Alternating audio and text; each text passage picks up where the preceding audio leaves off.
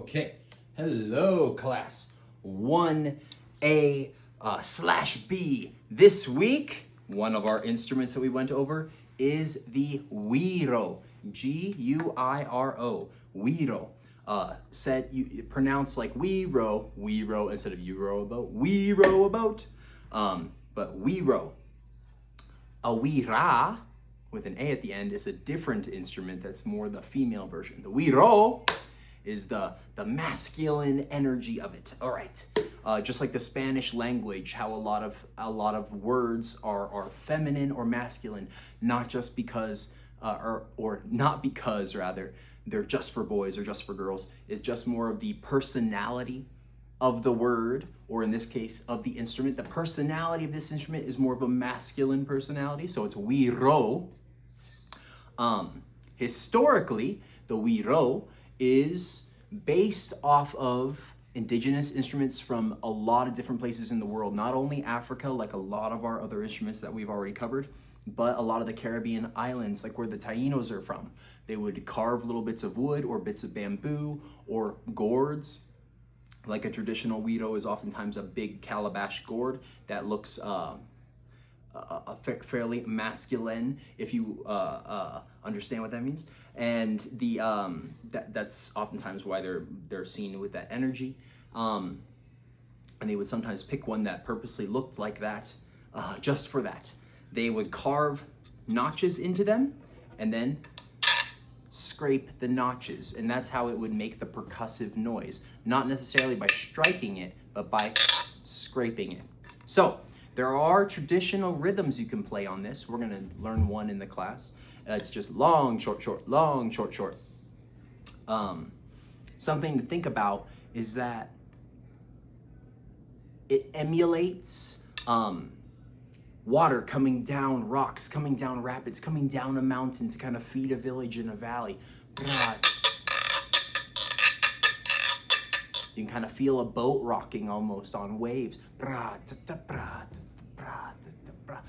That's a lot of times why the Guiros would be carved for aquatic things. Not only were they just gourds or sometimes just a piece of wood, but the wood or the gourd might have aquatic elements carved into it, because it is evoking that sense of nourishment from water that we're trying to receive. So in this case, a masculine energy of life-giving for it, more than a receiver and transponder of that part of water that a lot of indigenous peoples were trying to connect during ceremony. Traditionally, how we're gonna play this is you take your stick and you don't wanna just lightly scrape, you wanna dig a little bit in there. You can hold it like this, you can hold it like this, you can hold it like this, however you want. This one looks like a fish, so if I hold it like this, it looks like it can swim. Or you can grab the fish's tail. There you go. And what we're gonna do, you can do two different styles, either the same stroke, bra, bra, bra, bra, bra, bra, or back and forth, bra, bra, bra, bra, bra, bra, bra. So you're doing 3 strokes, 2 different kinds, one long and slow, and then 2 short and quick. Long and slow, then 2 short and quick. Long and slow, 2 short and quick. You don't want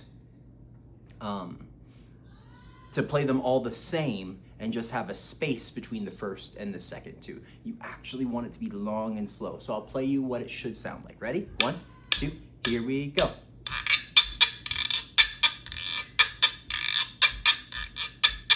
Long, short, short, long, short, short. There's a 4/4 pattern.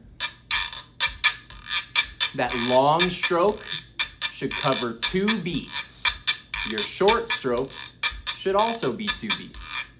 1, 2, 1, 2, 3, 4, 1, 2, 3, 4, 1, 2, 3, 4, 1, 2, 3, 4, 1, 2, 3, 4, 1, 2, 3, 4, 1, 2, 3, 4, 1, 2, 3, 4. We can go slower.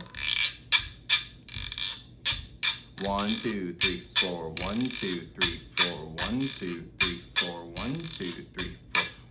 You can practice on your arm, on anything.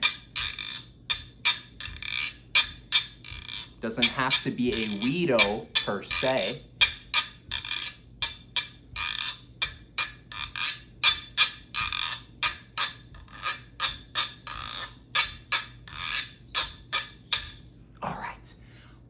Being it's a 4/4 rhythm, it will fit very nicely with hopefully the song that we'll be doing with our other campana instrument. Again, a campana instrument with our cowbell. War. Bum, ba, ba, bum, ba, ba, bum, ba, bum, ba, ba, ba, bum, ba, ba, bum, ba, ba. Then comes a Guiro, okay? Bra, ta, ta, bra, ta, ta, bra, ta, ta, bra, ta, ta, bra would be the tempo.